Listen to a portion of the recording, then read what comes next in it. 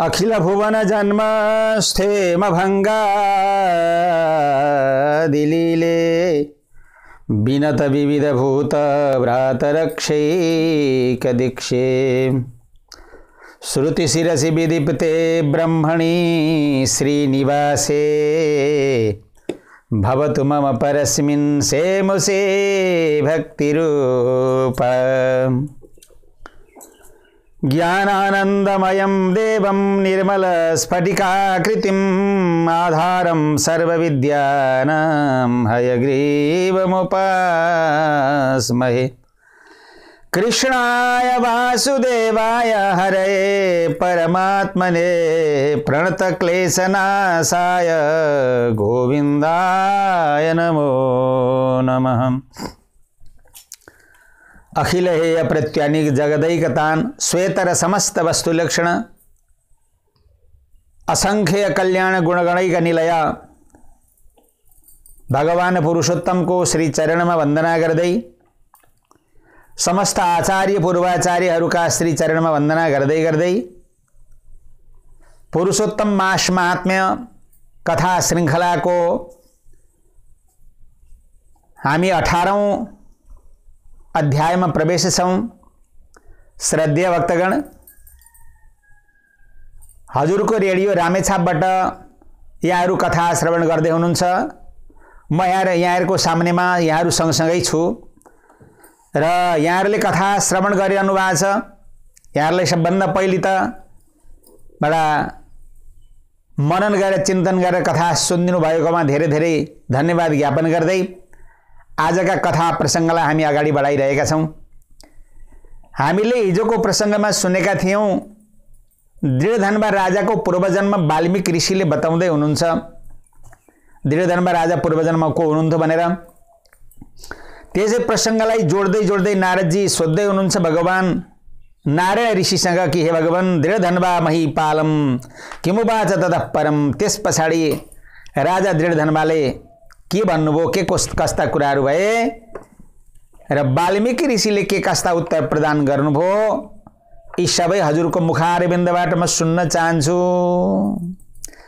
नारायण ऋषि के भन्नुहुन्छ, भगवान नारायण के भन्नुहुन्छ भने दृढधन्वा राजर्षि श्रुत्वा प्राक्तन जन्मना, आफ्नो पूर्व जन्मको समस्त चरित्र सुनेर बडा विस्मय हुनुभयो राजा दृढधन्वा। अचम्मको रहेछ मेरो पूर्व जन्म भनेर।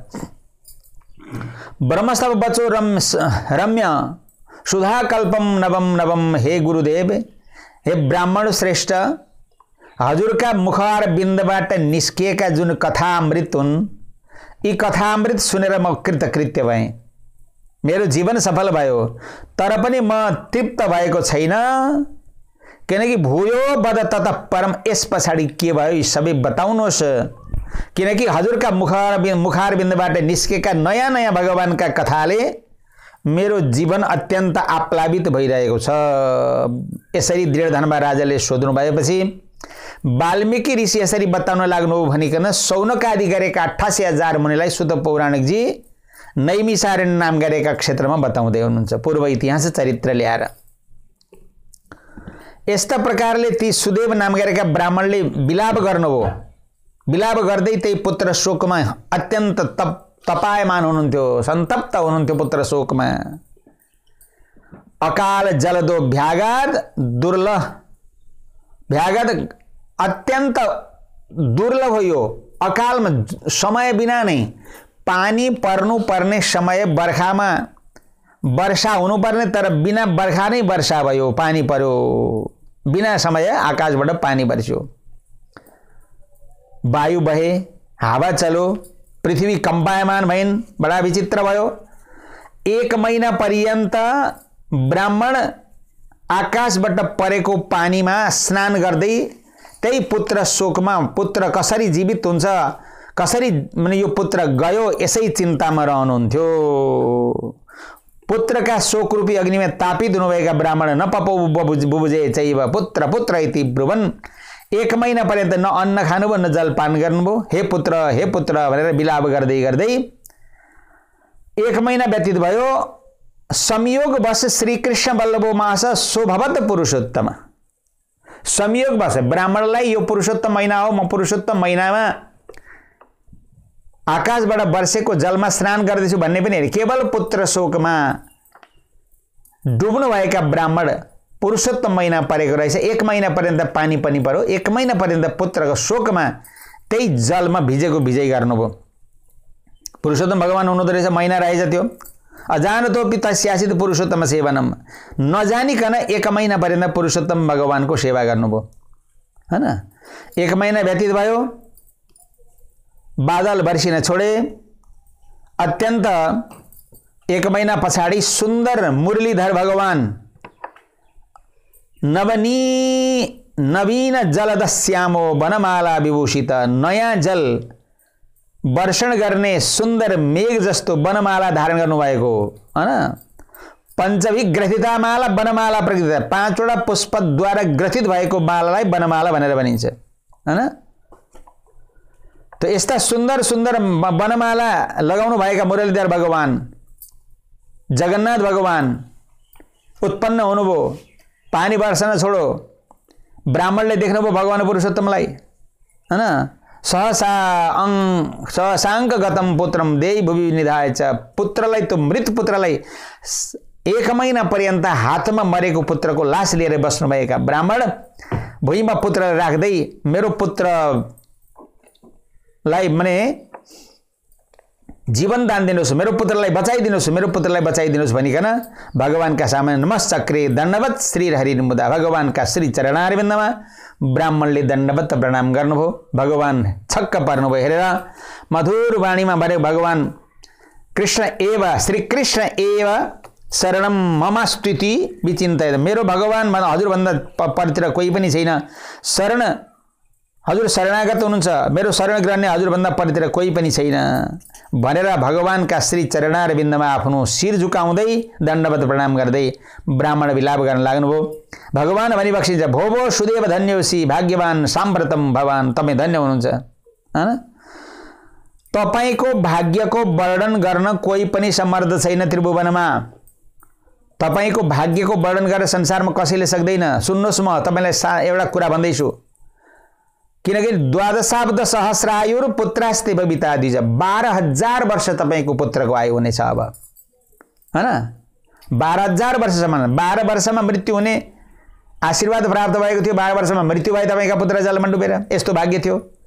आज तपाईँले 1 महिना पर्यन्त मेरो महिनाको पुरुषोत्तम महिनाको सेवन गरेको हुनाले, जल पनि ग्रहण नगरिकन, अन्न जल ग्रहण नगरिकन सेवा गर्नुभएको हुनाले तपाईँका पुत्रको आयु 12,000 वर्ष हुनेछ, चिन्ता नगर्नुहोस् भनिकन भगवानले भनिदिनु भयो। अथ परम सन्देहस्तव पुत्रोद भवेद सुखम, यस्तो सुन्दर पुत्र प्राप्त हुन्छ भयो तपाईँलाई भनिकन आकाशबाट देव गन्धर्व इत्यादि मनुष्यहरू इत्यादिले माने सबैले पुष्पवृष्टि गरे। त्यहाँ भएका मनुष्यले पनि ब्राह्मणको भाग्यको प्रशंसा गर्नुभयो। अत्र ते कथयिष्यामि इतिहासम पुरातन, बडा इतिहासमा तपाईँलाई सुनाउँछु, सुन्नुहोस्। मार्कण्डेय मुनिले माने भगवान रघुनाथलाई सुनाउनु भएको थियो अरे पहिले, प्रोक्तम रघुम नृपः, राजा रघुलाई सुनाउनु भएको थियो। त एकजना पुरा मनीश्वर कश्यप धनुर नाम महात्मा, एकजना धनुर नाम गरेका मुनि हुनुहुन्थ्यो, विख्यात सबै कुरामा सम्पन्न हुनुभएको धनुर नाम गरेका मुनि हैन। त महामना पश्यन् पुत्रा धि निर्दग्धान लोकान दीन मना अभूत अमरम पुत्र मन विचन, कि संसारमा जन्मेर पुत्र मर्दछन्, म चाहिँ अमर पुत्र प्राप्त गर्नु पर्यो, कहिल्यै नमर्ने पुत्र प्राप्ति गर्नु पर्यो भनिकन यस्ता प्रकारले ब्राह्मणले ती धनुर नाम गरेका मुनिले तपस्या गर्नुभयो। तपस्या गरेपछि बारम्बार माने भगवान प्रसन्न हुनुभयो, देवताहरू प्रसन्न हुनुभयो। बारम्बार भद्रम ते वरदान माग्नुहोस्, के माग्नुहुन्छ, हामी प्रसन्न भयौँ तीव्रेण तपसा तब, हजुरको तपस्याद्वारा। यस्ता प्रकारका देवताका वचनलाई सुनेर धनुर नाम गरेका मुनिले भन्नुभयो कि पुत्रम अमरम बुद्धिशालिनम, कहिल्यै नमर्ने लामो आयु भएको अमर पुत्र प्रदान गर्नुहोस् भनिकन यस्ता धनुर नाम गरेका मुनिले पुत्रको वरदान माग्नुहुन्छ। र देवताहरूले भन्नुभयो हुन्छ तपाईँलाई त्यस्तै पुत्र हुनेछ, परन्तु पुनराह मुनिर्देवा निमित्त आयु रवित्यति, संसारमा निमित्त आयु नभएको कोही पनि हुँदैन, अमर भए तापनि त्यसको निमित्त कुनै कुनै हुनुपर्दछ। त्यसकारणले भन्नुभयो देवताहरूले निमित्त आयु भएको हुनु पर्यो भन्दा असौ महान गिरि यावत, जति बेलासम्म यो पहाड देख्दै हुनुहुन्छ नि धनुर्मुनि, त्यति बेलासम्म मात्रै तपाईँका छोराको आयु हुनेछ, त्यस पछाडि तपाईँको छोराको आयु समाप्त हुनेछ। यी पर्वत रहन्जेलसम्म तपाईँको छोराको आयु रहनेछ भनेर भनिदिनु भयो। यी सबै कुरा भनेर देवताहरू भने आफ्नो लोकतिर जानुभयो। धनुर नाम गरेका मुनिले सम्बन्ध नभन्दै पुत्र प्राज्ञले तपस्या गर्नुभयो, तपस्या पूर्ण भयो, पुत्र प्राप्त भयो। सपुत्रो बवृषे तस्य तारापति रिवाम्बरेः प्राप्ते तु 16 वर्षे पुत्रम प्राह मुनीश्वर। सुन्दर पुत्र भए, शुक्ल पक्षका चन्द्रमा चाहिँ पुत्र भर्दै गए धनुर नाम गरेका मुनिका। देवताहरूले दिएको आशीर्वाद सफलीभूत भयो। 16 वर्षको पुत्र हुँदाखेरि के भन्नुभयो धनुर नाम गरेका मुनिले आफ्ना छोरालाई भने, बाबु हैन, हे वत्स मुनय सर्वे नावज्ञेय कदाचन। त्यो बालक अलि उद्दण्ड म एक्लै पुत्र, मेरो माने मृत्यु छैन, म जे गर्दा पनि हुन्छ भन्ने उद्दण्डता भयो र जहाँ जहाँ मुनिहरू बस्नु भएको थियो त्यहाँ गएर चाहिँ उन्मत्तता देखाउन थाले ती धनुर नाम गरेका मुनिका पुत्रले। त्यस्तो उद्दण्डता देखेपछि एक दिन निमित्त आयु भएको कुरो बुझेपछि एकजना महिष नाम गरेका मुनि हुनुहुन्थ्यो। ती महिष नाम गरेका मुनि अत्यन्त रिसा हुनुहुन्थ्यो, कोपपूर्ण हुनुहुन्थ्यो र पूजयमा चाहिँ विधिना सालग्राम शिला सुखम। ती महिष नाम गरेका मुनि शालिग्राम भगवानको सेवा गरेर बसेर बरको फेदमा बसेर सेवा गर्दै हुनुहुन्थ्यो। यो देखेर ती धनुर नाम गरेका मुनिका पुत्र गएर ती शालिग्राममा टिपेर फ्याँकिदिए हैन। तदेव तस्मागत्य तामादय त्वरान्वितः चिक्षेप निज चाञ्चल्यात् कूपे पूर्ण जले हसन। हाँस्दै हाँस्दै शालिग्राम भगवानलाई टिपेर कुवामा फ्याँकिदिए धनुर नाम गरेका मुनिका पुत्रले। फ्याँकिदिइसके पछाडि ती काल रुद्र जस्तो उनको कोपलाई सहन गर्न सकेनन्। शशाप धनुष पुत्र अद्यैव मृतामिति। ती महिष नाम गरेका मुनिले श्राप गर्नुभयो, तिमी अहिले मरिजाऊ, तिम्रो मृत्यु होस् भनेर। परन्तु धनुर नाम गरेका मुनिका छोराको जो आयु हो त्यो त्यसरी समाप्त हुँदैन थियो। नमरेपछि श्राप गर्दा पनि नमरेपछि खास यसको के रहेछ भनेर भन्दाखेरि चाहिँ निमित्त आयु छ। जबसम्म यी पर्वतहरू रहिरहन्छन् तबसम्म धनुर नाम गरेका मुनिको आयु सकिँदैन, मुनिका छोराको आयु सकिँदैन भनेपछि बडा दुखी भए।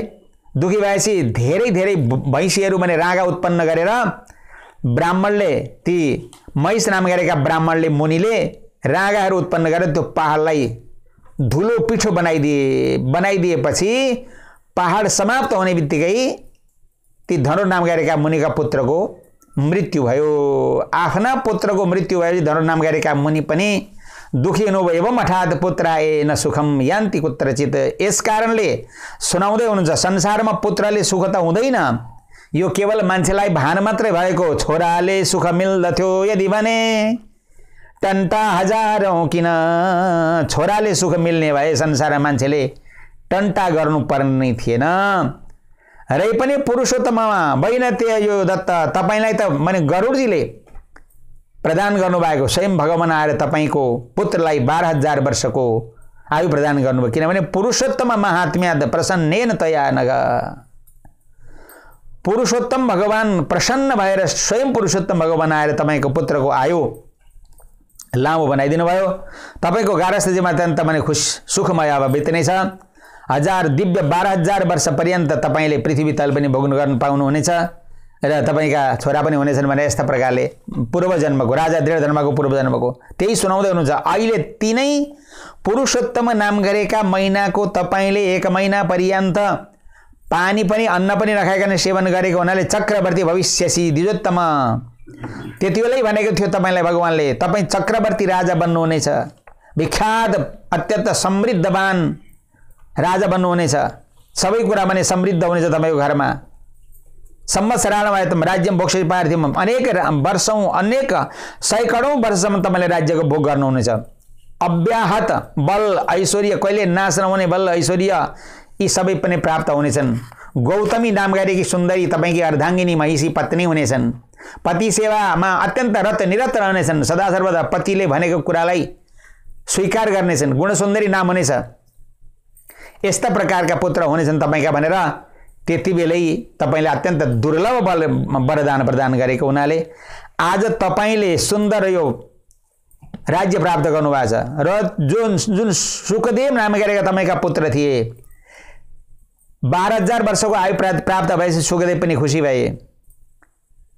समय व्यतीत हुँदै गयो, भगवानका चरणमा तिनले दण्डवत प्रणाम गरे। तिनै सुखदेव जो पहिलो जन्ममा तपाईँका पुत्र थिए तिनै सुखदेव अहिले सुघा भएर आएर 12,000 वर्षको आयु व्यतीत गरेर अनि पूर्व जन्मका पिता तपाईँ दृढदण्ड नाम गरेका जो राजा हुनुहुन्छ तपाईलाई आएर बद्धाञ्जलि पुटो विप्र प्रोवाच जगदीश्वरम हृदस्थम संशम क्षेत्तम हर्ष गदगदया गिरा, हैन? त यस्ता सुन्दर सबै कुरा प्राप्त भएकोले त्यो पूर्व जन्मको पुत्र नि तपाईलाई आएर यस्ता सुन्दर कथा भनेर तपाईको जीवनलाई भगवानतिर लगाउनका निमित्त भगवानतिर मोड्नका निमित्त पूर्व जन्मका पुत्रले तपाईलाई प्रयास गरिरहेका छन्। राजन, तो तपाईले बुझ्नुभयो पुरुषोत्तम भगवानको उपासना, पुरुषोत्तम भगवानको सेवा, पुरुषोत्तम भगवानको आराधनाले जीवन कति फलीभूत हुँदो रहेछ। सामाजिक रूपमा घर गृहस्थी पनि सुन्दर हुन्छ र अर्को जन्म पनि सुख सम्पत्ति ऐश्वर्य पुत्र पौत्र आदि सबै कुराले सम्पन्नता बन्न सकिन्छ। तसर्थ हे श्रोतृवृन्द, यहाँहरू पनि पुरुषोत्तम भगवानको जो कथा श्रवण गर्दै हुनुहुन्छ, पुरुषोत्तम भगवानको सेवाले कहीँ यो मलमासमा केही पनि गर्नु हुँदैन भनेर मलमास भन्ने शब्द उच्चारण गर्नुहुन्छ नगर्नु होला। पुरुषोत्तम मास भन्नुपर्दछ, अधिक मास र पुरुषोत्तम महिना। भगवान पुरुषोत्तमले स्वयं आफ्नो गुण स्वरूप ऐश्वर्य वैभव प्रदान गर्ने बक्सेको हुनाले सबै कुरो माने प्राप्त हुन्छ। तसर्थ पुरुषोत्तम भगवानको सेवा गरौँ, ऐश्वर्य वैभव सबै भोग्दै भोग्दै यो लोक पनि सुख भएर परलोक पनि सुखी होस् हाम्रो भन्ने कामना गर्दै यो 18औं अध्यायको कथा श्रृङ्खलालाई यही विश्राम गरिन्छ। हरे नमः। सर्वे भवन्तु सुखिनः, सर्वे सन्तु निरामया, सर्वे भद्राणि पश्यन्तु मा कश्चित् दुःख भाग भवेत्। ओम शान्ति, ओम शान्ति, ओम शान्ति।